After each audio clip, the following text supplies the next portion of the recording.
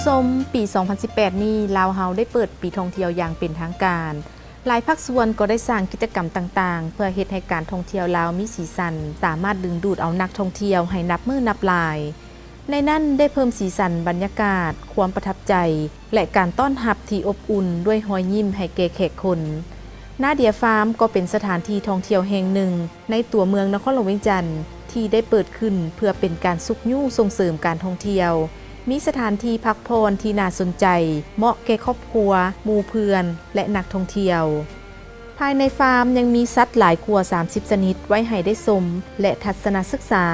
พร้อมทั้งมีกิจกรรมหลายอย่างให้นักท่องเที่ยวได้มีส่วนร่วมอย่างม่วนซื่นเพลิดเพลินก็ส่วนนาเดียเฮาแม่นเริ่มสร้างมาแต่ท้ายปี 2016 ซึ่งใช้เวลาประมาณ1 ปีกับ1 เดือนจึงสำเร็จแล้วพวกเขาก็เริ่มให้บริการสู่สังคมตั้งแต่วันศาสตร์ที่2 ธันวาคมปี 2017 เป็นต้นมาเนาะถือว่าเป็นการเฉลิมฉลองวันศาสตร์ที่เขาสร้างตั้งสปป.ลาวนี้แล้วก็เป็นการเฉลิมฉลองแล้วก็สนองนโยบายของรัฐบาลเกี่ยวกับปีท่องเที่ยวลาวปี 2018 นั้นพวกเขาก็ได้ต้อนรับสร้างขบวนการอันนึงส่วนนาเดียฟาร์มนี้มันเป็นส่วนท่องเที่ยวใหม่แห่งหนึ่งที่ตั้งอยู่บ้านนาคูนน้อยเมืองนาไซทองนครหลวงเวียงจันทน์พวกเขามีชื่อของนาเดียฟาร์มนี้ความจริงหันมาจากภาษาลาวเขานากับมาจากนาคูนน้อยเนาะเป็นบ้านนาคูนน้อยนี้เดียก็เป็นมาจากภาษาอังกฤษเป็นตัวกวางเนาะความจริงอันนี้เป็นส่วนกวางนาคูนแต่เพื่อให้ต่างประเทศที่มานักท่องเที่ยวต่างประเทศมาบ้านเฮาจื้อง่ายเฮาก็เลยใส่ชื่อเป็นส่วนนาเดียฟาร์มในฟาร์มแห่งนี้ยังมีโซนพิพิธภัณฑ์วัฒนธรรมลาวซึ่งเป็นบอนแสดงเกี่ยวกับเครื่องไส้ของซอยเกี่ยวกับวัฒนธรรมลาวที่ได้สะสมมาแต่บูหานาการนอกนั้นยังมีกีตำหูกเข็นฝ้ายและตำข้าวแบบสมัยเก่าไว้ให้นักท่องเที่ยวได้สัมผัสกับวิถีชีวิตแบบลาวในฟาร์มยังมีรถเก่าหลายยี่ห้อไว้ให้แขกคนได้ถ่ายรูปเก็บไว้เป็นทีละนึกพร้อมเดียวกันนั่นในฟาร์มยังมีสถานที่นั่งพักผ่อนหย่อนใจแบบเป็นตูบและรูปแบบต่างๆมีสถานที่เครื่องลิ้นสำหรับเด็กน้อยและอาหารพื้นบ้านสำหรับผู้ใหญ่ที่รับประกันเรื่องของรสชาติที่แซ่บถึกใจสำหรับผู้ที่มาท่องเที่ยวในนาเดียฟาร์มแม้นจะได้เสียค่าบริการคือผู้ใหญ่ 17,000 กีบเด็กน้อย 10,000 กีบส่วนเด็กน้อยที่ต่ำกว่า70 ซนแม่นเข้าฟรี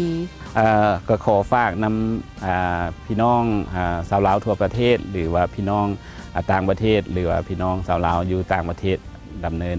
ชีวิตอยู่ต่างประเทศถ้าได้เข้ามาลาวก็เชิญเข้ามาเยี่ยมยามส่วนของพวกเขาเนาะเพื่อเข้ามาเป็นส่วนหนึ่งในการขบวนการเสริมสร้างการท่องเที่ยวหรือว่าสร้างวิถีงานทำให้แก่ประชาชนลาวเขาหรือว่าบรรดาประชาชนที่อยู่อ้อมข้างนี้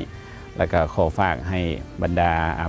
อำนาจการปกครองที่เกี่ยวข้องเนาะอยากให้ซอยในการกระตุ้นบรรดาส่วนท่องเที่ยวต่างๆรวมทั้งของนาเดียฟาร์มนี้ทางบอนอื่นนำเข้าในโปรแกรมท่องเที่ยวของบริษัทท่องเที่ยวเพื่อว่าจะให้บรรดาบริษัทท่องเที่ยวนำเสนอนักท่องเที่ยวต่างประเทศให้มีทางเลือกในการมาท่องเที่ยวอยู่ลาวมีทางเลือกมีวิธีการท่องเที่ยวหลายขึ้นท่านผู้ชมนาเดียฟาร์มแห่งนี้แม่นเปิดขึ้นเพื่อเป็นการกระตุกสุกยู่และส่งเสริมการท่องเที่ยวการสร้างเวียกเหตุงานทำให้แก่ประชาชนในเขตใกล้เคียงซึ่งปัจจุบันมีพนักงานหลายกว่า60 คนเป็นแหล่งท่องเที่ยวที่ใหญ่และใช้ทุนพัฒนาหลายกว่า20 ตื้อกีบในเนื้อที่15 เฮกตาร์และแผนในต่อหน้ายังจะพัฒนาเพื่อสร้างสวนน้ำรีสอร์ทหนองป่าและปลูกพืชผักปลอดสารพิษให้ผู้เข้ามาท่องเที่ยวได้ร่วมในหลายกิจกรรมท่องเที่ยวซึ่งถือว่าเป็นสถานที่ท่องเที่ยวใหม่อีกแห่งหนึ่งในนครหลวงเวียงจันทน์ที่สวยงามและกำลังได้รับความนิยมจากนักท่องเที่ยวฉะนั้นในปีท่องเที่ยวลาว 2018 นี้เชิญชวนทุกท่านมาเที่ยวชมและสัมผัสกับธรรมชาติที่สวยงามของนาเดียฟาร์มแห่งนี้ แล้วทานจะประทับใจอย่างแน่นอน